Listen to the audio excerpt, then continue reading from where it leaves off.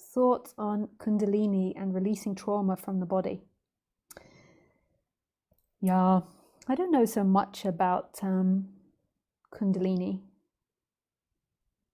I know a lot about the chakras, but and I've had lots of energetic shifts, but I don't know if that's the same as Kundalini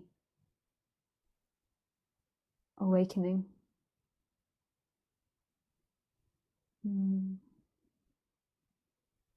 I think that exploring Kundalini and related to trauma is fascinating, and I think that Kundalini can help with that. From my perspective, I too speak about the chakras, but in a very my way. It's not really related. I just find that emotions are in the chakra points, and if you do certain exercises or massages of the body, it can shift the emotions, and also changing your thinking can shift the emotions which are in the chakra points. So if you feel heartbreak, you feel it in the heart. If you feel like you can't express yourself emotionally or whatever, you're in the throat. And solar plexus is about choices, depression, so on. Fear is in the sacral, trust is in the root. Like when you explore your body and you realize these are connected.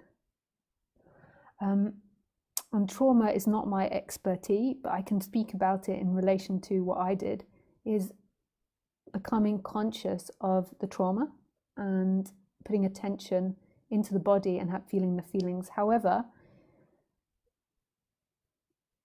if the trauma is too big, it's better to go to an expert, because you can get stuck in the trauma and re-traumatize yourself. So also be careful with it.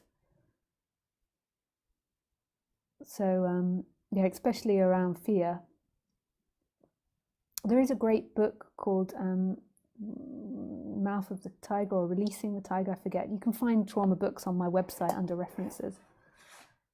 Yeah. So to me, there is like 3 major ways in which I've healed trauma. I still have trauma in my body, and I don't know if that's something that will ever go. Some of it is very early childhood, and I feel like it's something you live with and you can expand and transform, but I feel like there is going to be also always the residue of that if you had it in really early childhood.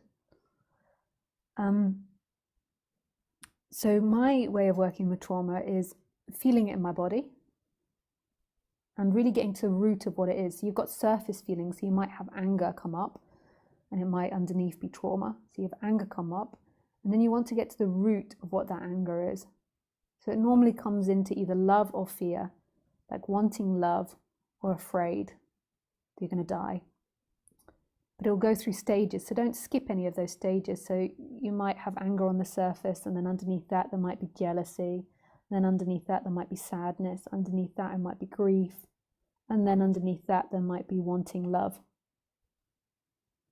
So like wanting love and safety.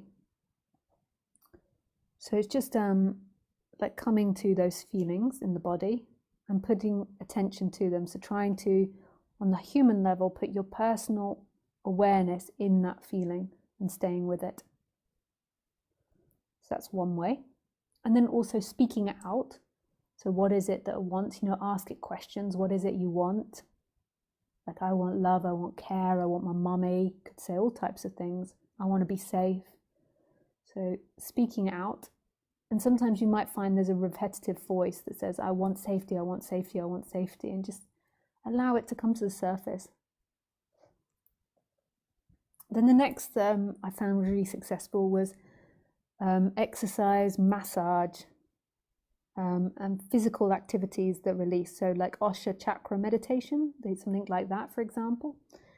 Acupuncture, massage, Ayurvedic medicine.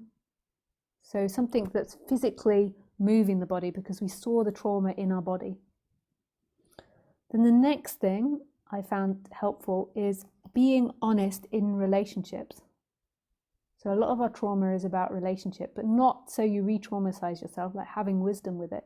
So speaking up how you feel in relationship.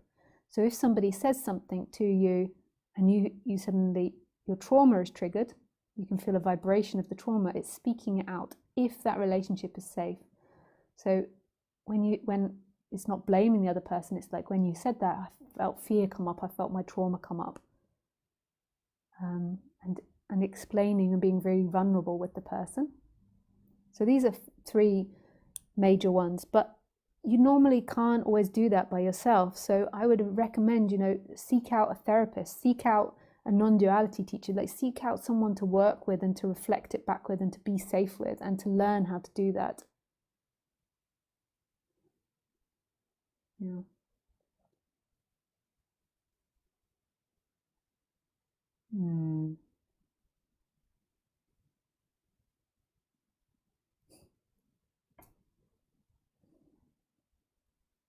Beautiful.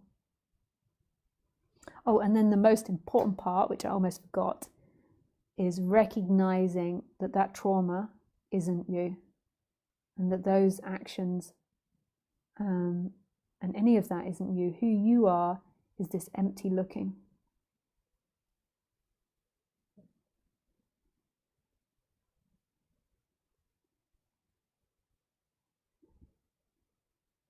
Nice.